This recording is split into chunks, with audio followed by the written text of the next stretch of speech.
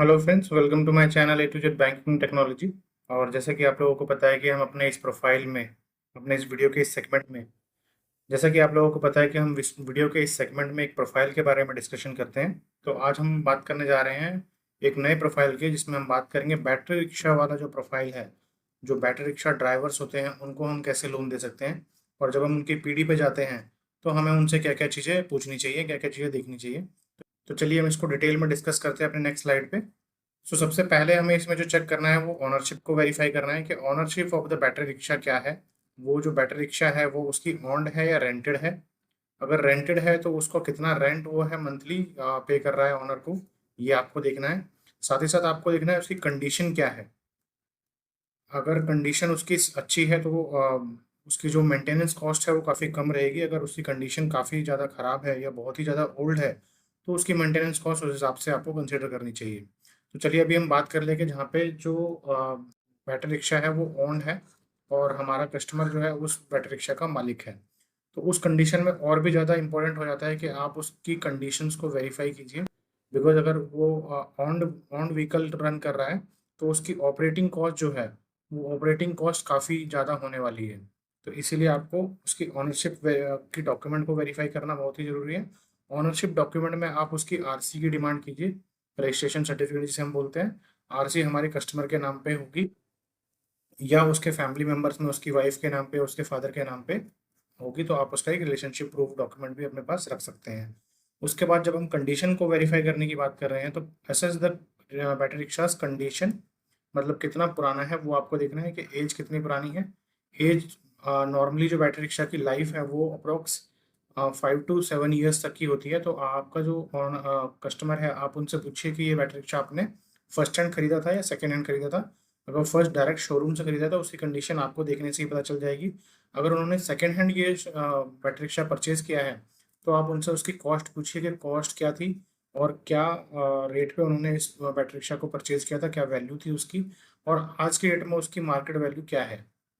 इससे आपको थोड़ा थोड़ा ये अंदाज़ा लग जाएगा कि जो आपकी जो आपका जो बोरोवर है वो कितने की नेटवर्थ, कितने की बैटरी रिक्शा अपने पास होल्ड कर रहा है।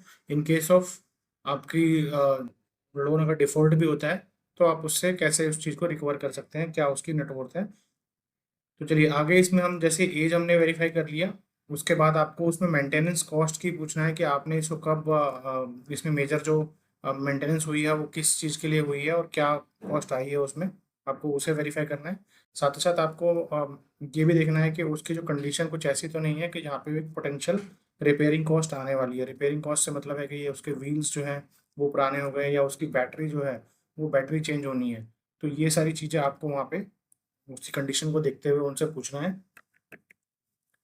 इसके अलावा जो नेक्स्ट पॉइंट में हम बात करने जा रहे हैं वो लाइसेंस की है। जो आपका बैटरी रिक्शा ड्राइवर है उसको पास एक लाइसेंस होना ज़रूरी है। आपके एलएमवी जो लाइट मोटर व्हीकल है वो उसका लाइसेंस होना चाहिए। और ये आपका कमर्शियल लाइसेंस भी आपका हो सकता है इसमें, डिपेंडिंग अपन के आपके जो रेगुलेटरी रिक्वायरमेंट्स हैं, जो लोकल लॉज हैं वो क्या बोलते हैं उस चीज़ को रन करने के लिए। अगर कमर्शियल लाइसेंस है तो वेल एंड गुड है, अदरवाइज एटलीस्ट उसके पास रेजिडेंशियल एलएमवी व्हीकल, लो मोटर व्हीकल का लाइसेंस होना बहुत ही ज़रूरी है। अदरवाइज वो कभी भी आपका जो है ड्राइवर पकड़ा जा सकता है या उसका जो व्हीकल है वो जब्त हो सकता है, जिससे उसकी जो अर्निंग है उस पर डायरेक्ट इम्पैक्ट आ जाएगा और आपकी ईएमआई पे करने में कहीं ना कहीं वो प्रॉब्लम क्रिएट करेगा। तो चलिए नेक्स्ट पॉइंट पे हम बात करते हैं जिसमें हम बोल रहे हैं टीपीसी कंफर्मेशन। टीपीसी कंफर्मेशन एक ऐसा वो है जिसमें आपको हर केस में करना है।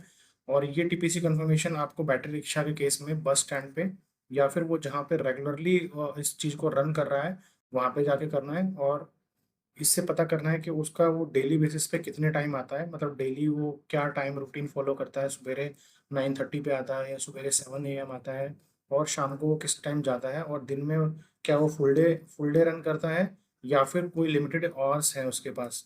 कोई लिमिटेड आवर्स में वो ही रन करता है तो वो आपको पूछना है। कई बार ऐसा होता है कि एक लिमिटेड डिस्टेंस तक के लिए ही वो बैटरी रिक्शा यूज़ होते हैं, 1 किलोमीटर 2 किलोमीटर के लिए। तो आपको ये देखना है कि वो कितनी ट्रिप्स ट्रिप्स कितने यूज़ करता है। तो इस चीज़ को आप वहाँ पे वेरीफाई कर सकते हैं टीपीसी कंफर्मेशन के दौरान। आप उनसे पूछ सकते हैं वहाँ पे जो अवेलेबल अदर शॉपकीपर्स हैं या अदर बैटरी रिक्शा ड्राइवर्स हैं, उनसे पूछ सकते हैं कि भैया कब तक कब कब आता है और कितना ये भी मिनिमम अर्न कर लेते हैं, और इनका जो बैटरी है वो रिक्शा है वो इनका ओन है या रेंटेड है, ये भी आप वहाँ से कंफर्म कर सकते हैं। साथ ही साथ आप उसके सोशल बिहेवियर को भी वहाँ से चेक कर सकते हैं। अब आपको इसमें सोशल बिहेवियर के साथ साथ इसमें ड्राइविंग रिकॉर्ड भी चेक करना है उसका, कि प्रीवियसली उसका क्या रिकॉर्ड रहा है, कब से वो ड्राइविंग कर रहा है, और उसका जो ट्रैफिक वायलेशन है, कितने ट्रैफिक वायलेशन वो कर चुका है या कितने एक्सीडेंट वो कर चुका है, और किस टाइप का ड्राइवर है, वो आपको वहाँ पे टीपीसी कंफर्मेशन के दौरान आपको देखना है। साथ ही साथ आपको वहाँ पे इंश्योरेंस की जो कॉपी मिलेगी व्हीकल की, उसको भी आप चेक कर सकते हैं। और आप उनसे वर्बली भी पूछ सकते हैं कस्टमर से कि भैया कभी एक्सीडेंट वगैरह तो नहीं किया रिसेंट में, या कोई लास्ट 1 ईयर 2 ईयर में, क्योंकि ये जो एक्सीडेंट की चीज़ है वो आपको कहीं ना कहीं इंश्योरेंस प्रीमियम को बढ़ा देता है, और कहीं ना कहीं वो आपको अनसिक्योर करता है कि कल को अगर उन्होंने अगर वो हैबिचुअल एक्सीडेंट ड्राइवर है, तो वो कहीं ना कहीं दोबारा एक्सीडेंट करेगा, और कहीं ना कहीं वो आपको ईएमआई भरने में फिर दिक्कत आएगी उनको। तो ये आपको यहाँ से रिकॉर्ड्स चेक करना है उसका। नेक्स्ट में आपको देखना है कि उसका ऑपरेटिंग कॉस्ट क्या है, कि डेली उसको कितने खर्चे होते हैं उस चीज़ को चलाने में। जैसे अगर अगर हम यहाँ बैटरी रिक्शा की बात करें तो यहाँ फ्यूल तो नहीं आएगा, यहाँ पे बेसिकली आपका जो इलेक्ट्रिसिटी कॉस्ट है, इलेक्ट्रिसिटी को चार्ज करने में जो कॉस्ट आती है वो आपको यहाँ पे इलेक्ट्रिसिटी कॉस्ट होगी, मेंटेनेंस कॉस्ट होगी, इंश्योरेंस होंगे, और वहाँ पे परमिट कॉस्ट होगी। परमिट कॉस्ट कई बार क्या होता है कि आप उस लोकल एरिया में बैठे होते हो, तो वहाँ पे जो उसके लोकल रेगुलेटर्स होते हैं, या एमसीडी हो गई या दिल्ली पुलिस हो गई या पुलिस वाले हो गए या लोकल ठेकेदार हो गए, वो एक आपको परमिट देते हैं कि हाँ आप इस एरिया में चला सकते हो। इसके लिए आपको मंथली इतना कॉस्ट देना पड़ेगा सोसाइटी को, किसी मेंबर को, या फिर वहाँ के लोकल रेगुलेटर्स को। तो ये आपको देखना है कि टोटल ऑपरेटिंग कॉस्ट उसकी क्या आ रही है। मतलब अगर वो खुद से चार्ज कर रहा है तो उसकी इलेक्ट्रिसिटी का बिल देख लीजिए कितना आ रहा है। अगर वो कहीं स्टेशन पे चार्ज कर रहा है तो उसका चार्जिंग चार्जेस क्या है। कहीं पे होता है 30 रुपीज़ चार्ज, कहीं पे होता है 50 रुपीज़ चार्ज। तो ये आपको चार्जिंग के स्लॉट के वहाँ पे आपको पता करना है कि क्या रेट पे चार्ज हो रहा है। देन साथ ही साथ आपको उसके कैश फ्लो को भी इसमें असेस करना है। तो नेक्स्ट पॉइंट में हम कैश फ्लो की बात कर रहे हैं कि do cash flow assessment. Cash flow assessment में आपको बेसिकली ये देखना है कि वो डेली जो है वो डेली कितने इनकम अर्न कर पा रहा है। तो इनकम में आपको दो तरीके से हो सकती है, या तो वो ट्रिप बेस इनकम करता है। ट्रिप बेस इनकम में जैसे एक लिमिटेड डिस्टेंस से लिमिटेड डिस्टेंस तक आता है, पर पैसेंजर वो है 10 रुपीज़ या 20 रुपीज़ का पर पैसेंजर वही लेता है। तो इस टाइप की अगर वो ट्रिप करता है तो कितने ट्रिप कर लेता है। या फिर अगर वहाँ पे उन्होंने किसी के फिक्स कस्टमर बांधे हुए हैं। फिक्स कस्टमर में होता है कि किसी स्कूल के बच्चों को, या किसी ट्यूशन के बच्चों को, या किसी कंपनी के स्टाफ को वो कहीं एक स्टेशन से दूसरे स्टेशन तक ड्रॉप कर रहा है, तो वहाँ उसका एक मंथली भी बन जाता है। तो आप ये देख लीजिए किस टाइप का वो मॉडल रन कर रहा है। अगर वो ट्रिप बेस है तो ट्रिप बेस वो कितने ट्रिप लगा देता है दिन में। और अगर वो आवरली बेसिस पे काम करता है कि 1 घंटा चलाऊंगा 2 घंटा चलाऊंगा, या वो अपनी ओन व्हीकल को भी आवरली बेसिस पे चलाता है कि मॉर्निंग में 7 बजे से लेके 12 बजे तक चला लिया, फिर शाम को 4 बजे से लेके 9 बजे रात तक या 10 बजे रात तक चला लिया। तो इस बेसिस में आप उनसे पूछो कितने घंटे आप काम करते हो, और उस घंटे में कितना पर ट्रिप आप कमा लेते हो, और डेली आपकी क्या बेयर मिनिमम इनकम है। किसी दिन ज़्यादा भी हो जाता है, किसी दिन कम भी हो जाता है। तो मिनिमम आपकी इनकम क्या है, मिनिमम इनकम रेशियो क्या है आपका, कि आप मिनिमम 400 500 600 700 क्या अमाउंट है जो आप उससे कमा सकते हैं।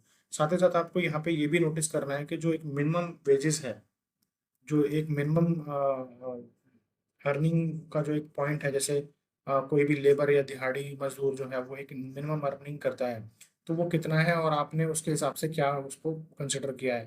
बिकॉज इस टाइप में क्या होता है, डेली वेजेस वाले में थोड़ा सा ये रिस्क रहता है कि आपका जो कैलकुलेशन है मिनिमम अर्निंग का, वो काफ़ी सटीक होना चाहिए, काफ़ी एक्यूरेट होना चाहिए।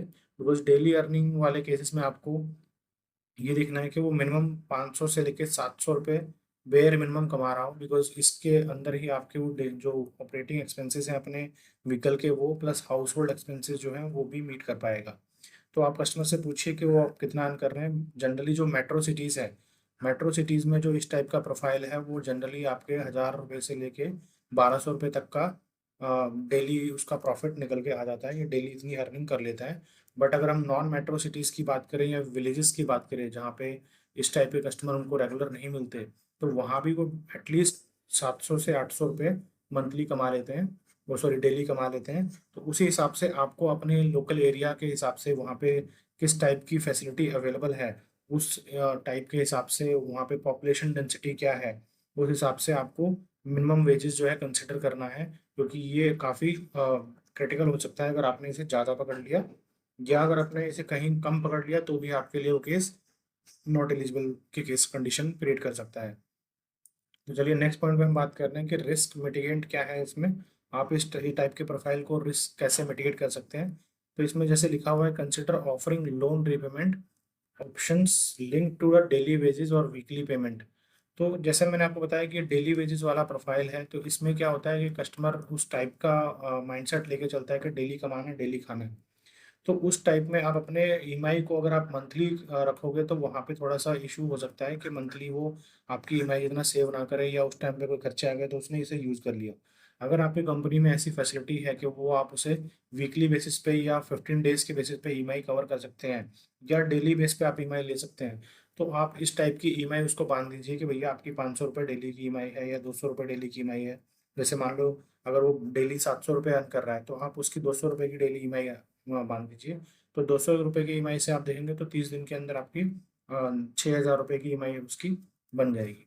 तो इस टाइप से आप इस चीज़ को कर सकते हैं। अगर आप इसको 50% मार्जिन पर भी लेके जाते हैं कि मतलब मैंने 400 रुपये की ईएमआई बांधी और 30 डेज के हिसाब से आप देखेंगे तो 12,000 रुपये तक की आप इसको ईएमआई बड़ी इजीली दे पाएंगे, क्योंकि 400 रुपये के ऊपर भी 300 रुपये का उसका कहीं ना कहीं प्रॉफिट है। 700 रुपये एक बहुत ही मिनिमम इनकम है। तो आपको ये देखना है कि आपका जो प्रोफाइल है वो प्रोफाइल कितना अर्न कर रहा है और वो आपको ईएमआई भरने में कितना सक्षम है। अगर वो डेली बेस की ईएमआई में कंफर्टेबल है या 15 डेज की ईएमआई में कंफर्टेबल है, तो आप उसको इस हिसाब से ईएमआई का शेड्यूल दीजिए, ईएमआई के ऑप्शंस दीजिए, ताकि आप उसको अच्छे से रिकवर कर पाए। तो चलिए नेक्स्ट पॉइंट हमारा ये है कि यहाँ पे आप explore the rickshaw protection options. इसमें बेसिकली ये कहा गया है कि जो रिक्शा है उसको अगर आप इंश्योर कर सकते हैं अपनी कंपनी के इम्पैनल्ड इंश्योरेंस कंपनी के थ्रू, या फिर और कोई मेथड के थ्रू, जहाँ पे आप उसके रिक्शा को प्रोटेक्ट कर पाएँ इन केस ऑफ थेफ्ट और डैमेज। अगर कोई एक्सीडेंटल होता है तो वो आपका एक्सीडेंटल पूरा कवर हो उस रिक्शा पे। ऐसा सिचुएशन ना आए कि अगर कोई एक्सीडेंट हुआ और रिक्शा खत्म हो गया, रिक्शा एकदम टूट गया जो कि चलने की कंडीशन में ही है, या फिर उसको रिपेयर करने में हैवी कॉस्ट आने वाली है, तो उस कंडीशन में आपका जो डैमेज है, वो डैमेज जो है इंश्योरेंस कंपनी जो है वो आपको दे, या वो कस्टमर को दे। तो इस केस में आपको ये करना चाहिए कि हमेशा जब भी आप इस टाइप के प्रोफाइल को फंड करें और जो व्हीकल है वो हमारे कस्टमर का हो, तो आप उसे व्हीकल इंश्योरेंस के लिए जरूर पुश करें, सो दैट के इन केस ऑफ एक्सीडेंट या थेफ्ट के केस में आपका जो अर्निंग मेंबर है वो कहीं ना कहीं अपने इस व्हीकल को सिक्योर कर पाए।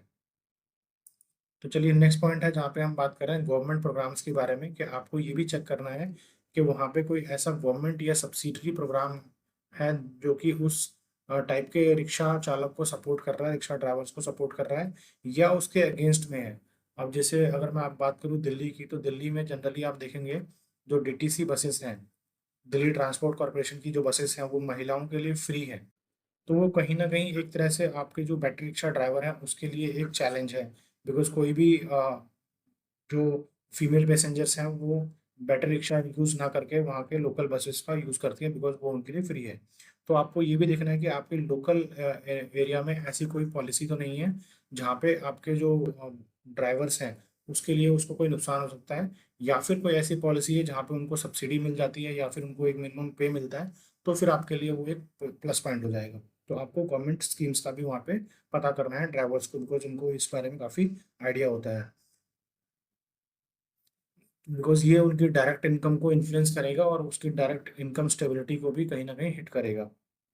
तो चलिए आगे बात कर लेते हैं लोकल रेगुलेशन क्या है। लोकल रेगुलेशन से यहाँ पे मतलब है कि आपका जो ड्राइविंग के लिए एक लोकल जो अथॉरिटी है वहाँ से आपको लाइसेंस इश्यू हो, और आप उस टाइप के व्हीकल को चलाने के लिए ऑथराइज हो, उस टाइप को व्हीकल को ऑपरेट करने के लिए आपके पास प्रॉपर लाइसेंस हो। तो ये भी आपको वहाँ पे चेक करना है। ऐसा ना हो कि वहाँ पे गवर्नमेंट ने इस चीज़ को बैन कर रखा है और आप उस पर फंड कर दें, ताकि और वो आपकी ईएमआई में कल को इशू हो। चलेगा। इसके साथ साथ आपको ये देखना है कि अगर आपको ये सिक्योर्ड लोन है तो आपको पूरा केस पे डिसीजन लेने से पहले उससे कोलेट्रल को देख लेना है कि कोलेट्रल किस टाइप का आ रहा है, क्या स्ट्रेंथ है, और ओवरऑल केस में क्या मिटिगेंट्स हैं, क्या डेविएशंस हैं, उसका कैश फ्लो कैसा है, उसका प्रीवियस रिपेमेंट हिस्ट्री कैसी है। ये सारी चीज़ें चेक करते हुए आप इस पर कॉल ले सकते हैं। और अगर आपको इस वीडियो में कुछ ऐसा लगा हो जो आपको समझ ना आया हो, या कोई इसमें आप वैल्यू एडिशन करना चाहते हैं, तो आप मुझे कमेंट बॉक्स में कमेंट करके भी आप इसे बता सकते हैं। और अगर आपको ये वीडियो में कुछ भी ऐसा वैल्यूएबल लगा हो तो प्लीज़ इस वीडियो को एक लाइक ज़रूर कीजिएगा। और अगर इस चैनल पे आप नए हैं तो इस चैनल को आप सब्सक्राइब कर लीजिएगा, बिकॉज इस टाइप की काफ़ी सारी प्रोफाइल वाइज वीडियो जो है मेरे इस चैनल पे अवेलेबल है। एक प्लेलिस्ट है जिसमें मैंने प्रोफाइल वाइज वीडियो की एक प्लेलिस्ट बना रखी है, जहाँ पे अप्रोक्स आपको 18 वीडियोस मिल जाएंगी अलग अलग प्रोफाइल के ऊपर में, जहाँ पे आप इनको देख के काफ़ी वैल्यूबल इनपुट्स ले सकते हैं। Okay guys, thank you for the day, मिलते हैं अगली वीडियो में।